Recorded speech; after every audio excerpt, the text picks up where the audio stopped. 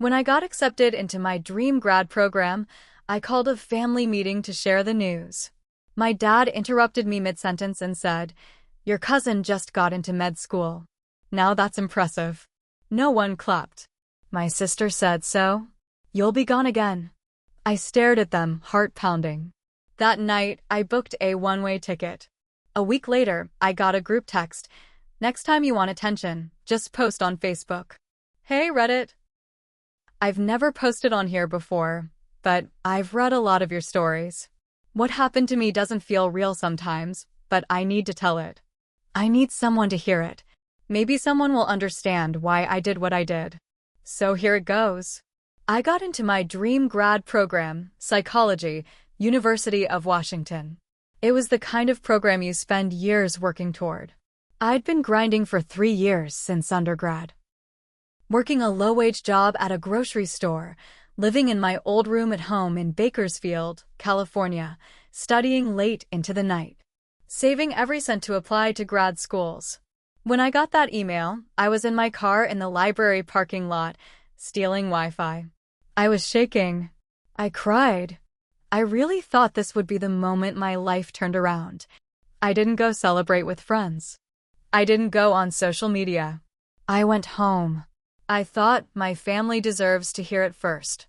My mom answered the phone. She sounded half asleep. "Can we do dinner tonight?" "I have something to share," I said. There was a pause. "We can heat something up," she said.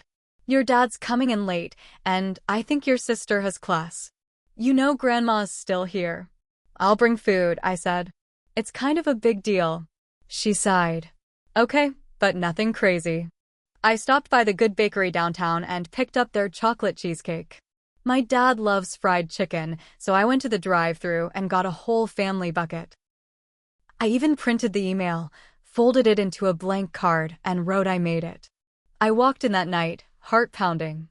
I tried not to look too excited, but I couldn't help it. I thought maybe they'd guess what it was. Maybe they'd surprise me. I had these little fantasies, stupid ones, my mom crying happy tears, my sister jumping up, my dad finally saying, "I'm proud of you." Dinner was quiet. Dad came home later than expected.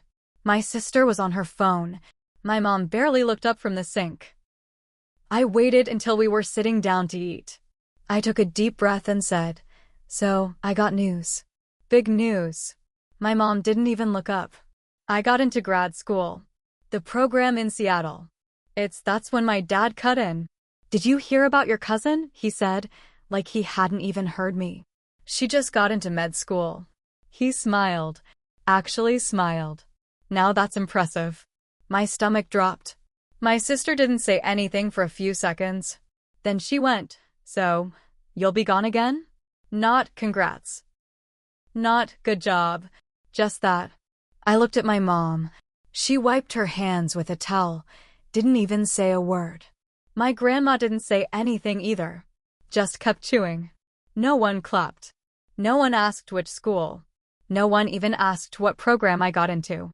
I sat there for another minute, completely frozen. I wanted to cry, but I knew they'd call me dramatic. I stood up, left the food on the table, and went back to my room. That night, I didn't sleep. I stared at the ceiling until the sun came up. At 5:43 a.m., I booked a one-way ticket to Seattle. I didn't tell anyone. I left the next Monday. Just packed up my beat-up Civic, left the cheesecake in the fridge with a note. "I'm leaving. Thanks for dinner." A week later, I got a group text. "Next time you want attention, just post on Facebook." I stared at it for 10 minutes. I didn't reply. Something inside me snapped. If they thought I was doing this for attention, they really never knew me at all. They didn't care when I was struggling. They didn't cheer when I made it. So I figured I'll build a life without them. But here's the thing. I didn't just leave. I kept track. I remembered every comment, every time they made me feel small, every time they ignored me or threw someone else's success in my face. I didn't block them. I let them see. And I planned. Because one day, I'd be the one interrupting their peace. And they wouldn't even see it coming. When I got to Seattle, I was still shaking. I didn't know a single soul there. I didn't have an apartment. I stayed in a motel off Aurora Avenue for the first week, eating gas station sandwiches and checking listings on my phone. It was hard, but it was mine. Every struggle, every late night, was mine alone, and somehow that felt better than sitting at a table with people who made me feel invisible. Classes started. I got a part-time job at a crisis line, answering calls late into the night. I made friends slowly. Other people in my cohort. A girl named Brooke from Texas who reminded me how to laugh again. A guy named Marcus who shared his notes and never made me feel stupid. For the first time in my life, I felt like I belonged. But the pain didn't go away. Every time I hit a milestone, aced a big paper, got a fellowship, was invited to speak at a conference, I'd pause, thinking, should I tell them? Then I'd remember that group text, next time you want attention, just post on Facebook. So I didn't tell them anything. I started posting updates. Not to brag, just to make it known. My wins were real, even if they didn't clap for them. I'd post a photo of my name tag at the conference, keynote speaker, or a picture of the letter when I got offered a paid research position. Nothing flashy, just enough. My sister unfollowed me. My mom stopped liking anything. But my aunt, my cousin's mom, started commenting. So proud of you, sweetie. Keep going. And then, maybe your dad will finally notice. That one hit me like a truck. I never replied. But I screenshotted it. Things at home weren't as perfect as they made it seem. I kept watching. My cousin dropped out of med school after a year. Mental health issues. She moved back in with her parents. No one mentioned it. And suddenly, I started getting messages from family. Your mom says you're doing well. Maybe you should call. Dad's not feeling great. You should check in. Even my sister sent one. We were just talking about you. Can you come home for Christmas? I read those messages like they were traps. Because they were. It wasn't about me. It was about how it looked that I wasn't there. About how it made them feel, not what I felt. I didn't go home. But I planned my next step. At school, we started a community outreach program. Therapy for underprivileged families. I poured my energy into that. Then I pitched a pilot in my old hometown, Bakersfield. Free mental health workshops. Job readiness. Domestic violence support. And I got the grant. We were going to launch it at a community center 10 minutes from my parents' house. I didn't tell them. But I put up flyers. Big ones. With my name on them. The first flyer went up outside the old grocery store where I used to work. Right by the parking lot where I'd cry on my breaks. I watched from my rental car as a woman walked by, paused, and took a photo of it. My name was printed in bold. Dr. Riley Carr, mental health advocate, program director. That word, doctor. It wasn't even mine yet. But it would be. I was in my 3rd year. I'd earned the right to print it. I didn't hear anything from my family. But I knew they saw it. 2 days later, I got a message from my mom. Just a photo. It was the flyer. No words. I didn't respond. The day of the launch, I flew in early and stayed at a hotel near the event center. I didn't even drive by my parents' place. I felt nothing when I thought about that house. That morning, I stood at the front of the community center in slacks and a blazer, holding a clipboard. Our team bustled around me, setting up tables and chairs, laying out flyers and pens. A little before noon, I noticed a group of women walking in. One of them was my aunt, the one who used to brag about my cousin nonstop. She came up to me. No smile. Just a stiff nod. Didn't expect to see your name all over town. I shrugged. People change. She looked me dead in the eyes. Your cousin's still not okay. You know that, right? I nodded. Mental health is hard. That's why we're doing this. She paused. Her eyes softened just a little. Then she said, she always said you were stronger. Then she walked off. The event was a hit. We had over 150 people show up. Kids, moms, older folks. We gave out free counseling signups, connected people with therapists, and helped 2 women that day find temporary housing after reporting domestic violence. I should have felt proud. And I did. But that night, back in the hotel, I got a call from a number I hadn't saved, but recognized immediately. My dad. I let it ring. Then I listened to the voicemail. It was short. "We saw the work you're doing. People are talking. Guess you proved your point." Proved my point. That's what he thought this was. Not healing. Not growth. Not purpose. Just some kind of game I played to win. I stared at the wall for a long time that night. That's when the next twist came.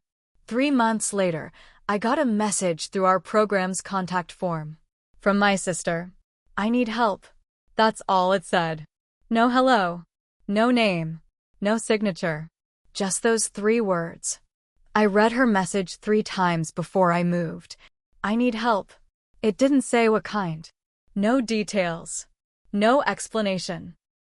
And part of me wanted to delete it and move on. Pretend it never came. But I couldn't. Because no matter how much anger I held, she was still my sister. I replied with 1 line. "What kind of help?" She wrote back within 5 minutes. "I'm pregnant." He left. "I have nothing. I don't want to live at home. I don't trust them. Please." It hit me like a punch. Not because I was surprised, she always chased guys who gave nothing back. But because she sounded like me. Like I had when no one listened. She didn't ask for a plane ticket. She didn't ask to come live with me. She just asked for help. So I did what I do best. I made a plan. I talked to Brooke, who was now co-director of the program.